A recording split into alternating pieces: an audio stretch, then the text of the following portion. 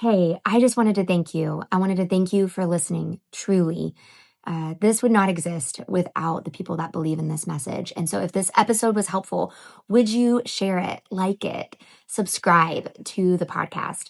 It tells the platforms that our content is worthy to be put in front of more people. So, it's not in an ego way, but it is in a way that we hope that this message crosses the paths of people that have never heard the message that you are so worth loving. And so, I hope that you walk into this week filled with a confidence in knowing that you're worthy of love. Your worth is not a contest, it's not a competition. And walk into whatever you face this week with confidence and knowing your value and your worth. Until next time. It's common to feel unworthy of love, but uncommon to talk about it. So we're going to talk about it. We want you to know your worth so you remind others of theirs. I am your host, Eryn Eddy Adkins, and this is the So Worth Loving podcast. So 9 years ago, Instagram or Facebook memory popped up, and it was like my hand, and I was holding a microphone, and the caption was like, "So Worth Loving podcast coming soon," and that was 9 years ago, and I never pursued it. And there were many reasons why it was the season of life that I was going through a lot. I was experiencing burnout with work. We were growing really quickly.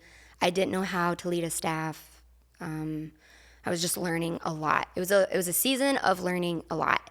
And then also met with that later on, going through a divorce, and then healing and repairing and rebuilding my community and my friends and my bank account and just everything. The idea of a podcast was so far away all of a sudden. It was like right there, and then it was very far away.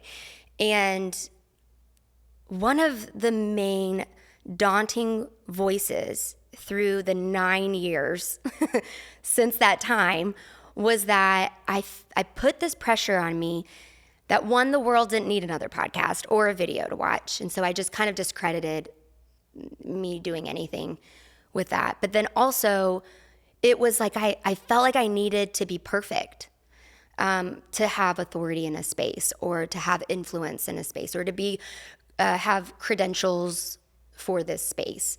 I couldn't just have perspective and opinion. It was almost like I was just not valuing my voice at all, and saying, well, you need more work. And there can be wisdom in postponing and withholding something or putting it off. As creatives, I think that you can literally, and by creatives I mean everybody listening, whether you are a lawyer or a receptionist or you are a painter or a graphic designer, I think that you can put things off and devalue your offering, or not believe you have an offering, not believe that your work could be used and valued for something more. And I did that to myself. And then I started thinking, I've done that a lot in my life. And I think with owning So Worth Loving, there's this natural pressure that people think that I'm an expert on knowing your worth. And I would say that I'm more of an expert on struggling with my worth than I am somebody that can say I am an expert in knowing my worth. I was talking to a friend the other day, and I asked her, I said, what would you want? I'm doing this thing, a podcast, video series. I just want to have a lot of fun with it. I want to have interviews with people where we are having really honest, raw conversations about worth and purpose and circumstances that really shine a light on whether we believe we're worthy of love or not. What do I even talk about in the first episode? And I know that I want the first episode to be a little bit of my story. I have a lot in my story that I could share nitty-gritty stuff with, but I don't know which pieces to share. So I asked her, I was like, what do you think? What would you want to hear? And she said, I would want to hear when you realized that you weren't valuing yourself? Like, was there like a moment, like a really big moment? Or was it just an accumulation of moments? For me, it was a accumulation of moments that boiled up into an implosion. So for me, it was saying, it's okay, it's fine, it's whatever, a lot. It's fine, it's okay, it's whatever, don't worry about it. And a lot of it's okays and a lot of it's fines brought me to a place where I was seeking attention from men in the way that I dressed because I wanted them to see me as pretty. It was spending a lot of money that I didn't have, whether it was paying for people at dinner, paying for the whole table, to be seen as like loving and caring and accepting and, you know, just a good hang at the expense of my budget and being able to pay my bills. It looked like hiring and paying staff when I wasn't paying me and making like zero money, but making sure everybody else was taken care of. It was a lot of like those types of it's okays. But what happened when I kept saying it's okay, my life really looked like one big like it's not okay. And that looked like sitting down with my former husband and telling him that I had an affair with my business partner. And that looked like it was an emotional affair, but I believe an affair is an affair. And I had a lot of shame, a lot of confusion. I didn't understand how it happened, but it was recognizing that I got so lost in wanting to be seen as loved and valued for my talents and not punished for who I am. And a lot of that could be external people telling me things, could be from my childhood, but it was also my inner voice of me telling me these things. And it looked like when I sat down and I told him, and I don't know if you've ever experienced where you've made a really, really, really huge mistake, but it is the worst feeling when everyone finds out, talks about it, and doesn't ever come to you to talk about it. They just go to each other. And so there's this weird, when I realized like my struggle of worth came at that conversation, and then the unraveling of how I saw myself. Disappointing people, disappointing friends, community, my husband, everything that I had built to that point in the business and relationships, it was like a complete implosion. And there were a few friends that did step in and understand, but the majority of my life had been completely, and a lot of blame and a lot of shame and a lot of just a lot of confusion. When I look back at that time, it's like almost a decade. I think it's like been 7 or 8 years. When I look back on that time, I can see now how numb I was to like, or maybe I should say autopilot to people pleasing. It was like easy for me to coast to just please others. But I mean, what I was really doing was, I felt like in some ways I was being a vampire, because I was trying to extract like belief in myself from others. Like I was seeking others to validate me. And part of that was because entrepreneurship is very lonely, and the pressure of your name being on a lease and your name having to make sure payroll happens and all of those like little nitty gritty details it can be lonely, and not in a victim mentality. It is what it is. It's just lonely, and you don't know what you're doing, and you don't know what you're doing until you learn what you're doing. So in addition to losing my community, my reputation, my marriage falling apart, and losing my business partner, I didn't know who I was. When everything was stripped away, I didn't know who I was, and I didn't like myself. I didn't want to be with myself. I didn't want to be with just me because I didn't like who I was. And everybody gone showed me that. So I found myself jumping into the dating scene after walking through a year of separation and divorce, seeking men to validate me. That looked like, just going on dates, and I justified that I was just, newly divorced and just want to have a good time because I deserve that. That's what I would say. I deserve it. The years were tough in my marriage, so I deserve to live my best single life. But what behind that statement was me seeking more validation and seeking acceptance and seeking love and seeking infatuation and just that thrill of somebody being attracted to you. Like I just kept seeking that, and it just grew and grew and grew. So after my divorce, it just like I became just the seeker in relationship. And I remember one night very vividly in my apartment. Well, actually, no, I'll take that back. I remember moving back home at 30 years old. What felt like my career, my identity, my past, and my future, I was so just fractured and confusing, and question marks on everything of, am I gonna still do this? Am I still gonna own So Worth Loving? I don't even know how to come back from this. I don't know how to repair this. I don't know how to financially do it.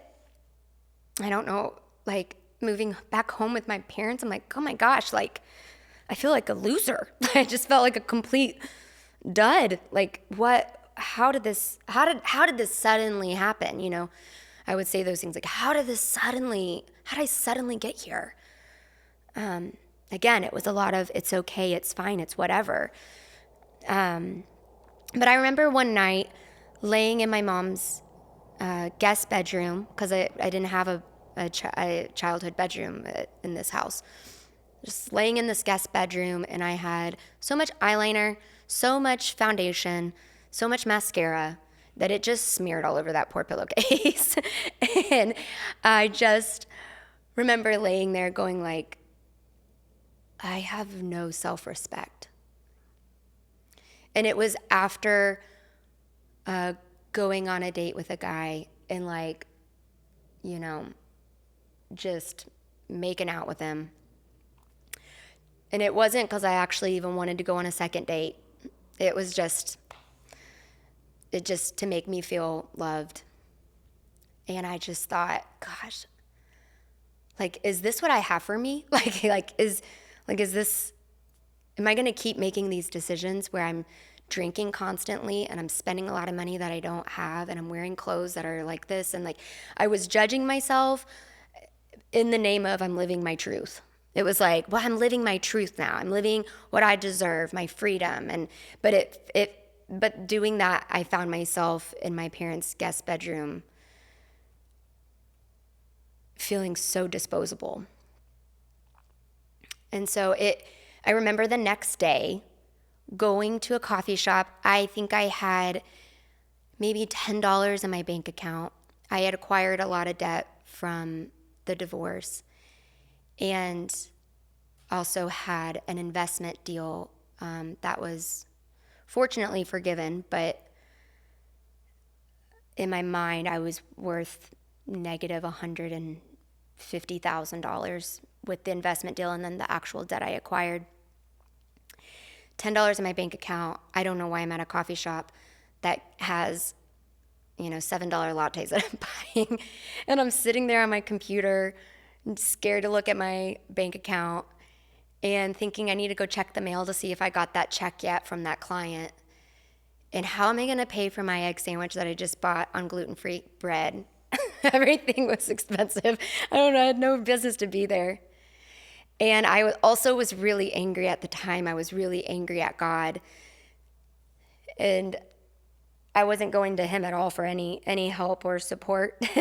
And I just sat there, and the lady brought me my check. And the check said, paid, have a blessed day. Oh.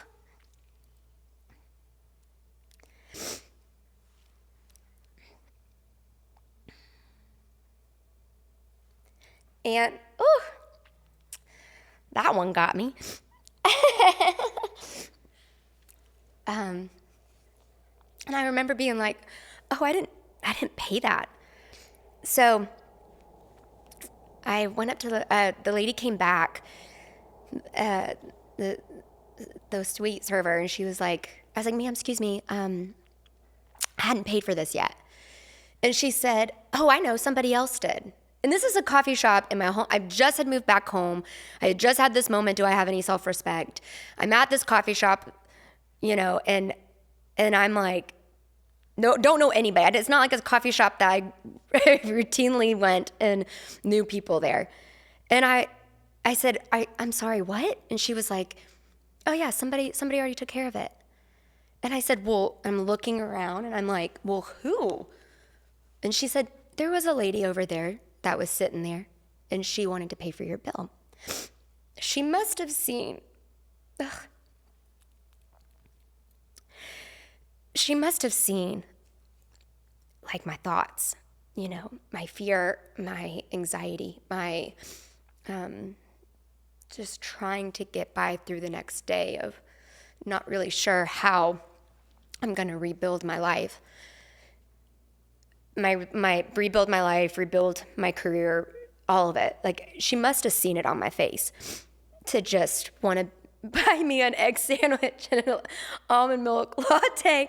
It was so sweet, but I kept the receipt and I put it in a frame. I wish I could say that was the breakthrough moment for me where I decided to start living my life in a different way, but it wasn't. I kept testing. It's almost like I kept testing my own boundaries and testing other people's boundaries of their willingness to show up and stay.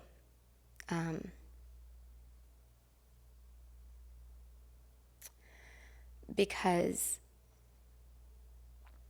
I didn't believe people would stay, because a lot of people didn't.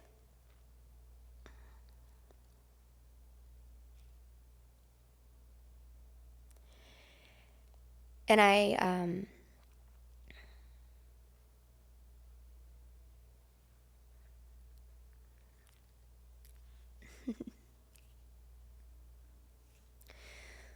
so a couple of years later, before I actually had the breakthrough moment, but I will say that I had a few people in my life that consistently showed up despite my circumstances, despite my mistakes, in speaking the actual truth into my life while I was trying to live a lot of my truth. My truth was filled with a lot of lies. And when your lies look like truth, you start to notice by cycles and patterns of your behaviors. And that's when I was honest with what I wanted my life to be. And if I had a chance to rebuild it, I wanted to rebuild it with honesty and actual truth. And that looked like me facing myself and facing victim mentality, and also facing my anger towards my rightfully righteous anger towards things that were wrong. It looked like facing all of that. And I had not a ton, but just a few people that were honest about their mistakes, their embarrassment, their shame, that came alongside me and didn't treat me like a case, but just treated me like somebody that is loved.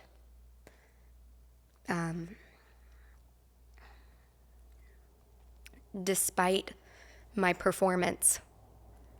And if anything, because of my honesty about my mistakes and my choices, they showed that I'm even more loved. And so I hope for this podcast and this video series, multiple seasons, we'll see. I'm just saying yes to the next step. And my hope is that the stories that are shared through conversation are ones that bring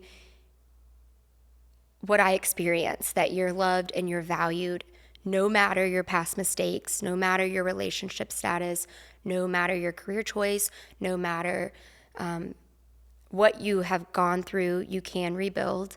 And the conversations that I hope to have will be authentic, genuine, pull back the curtain conversations. Because like I said before, it is common to feel unworthy of love, but it is very, very uncommon to talk about it.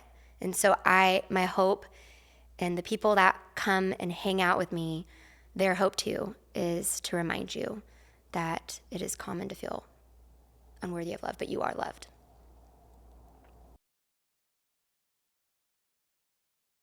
Like I said, thank you for listening. Thank you for taking time and listening to where you got to the end of the episode. That is rare, and I don't take it for granted. If this episode meant something to you, or if you know it will mean something to somebody else, please share it, like it, subscribe. You do not want to miss the next episode of the So Worth Loving podcast. We are interviewing somebody that I am so excited about and so honored that they even said yes to the ask. So don't forget to like, subscribe, and share. And just remember, you are so worth loving.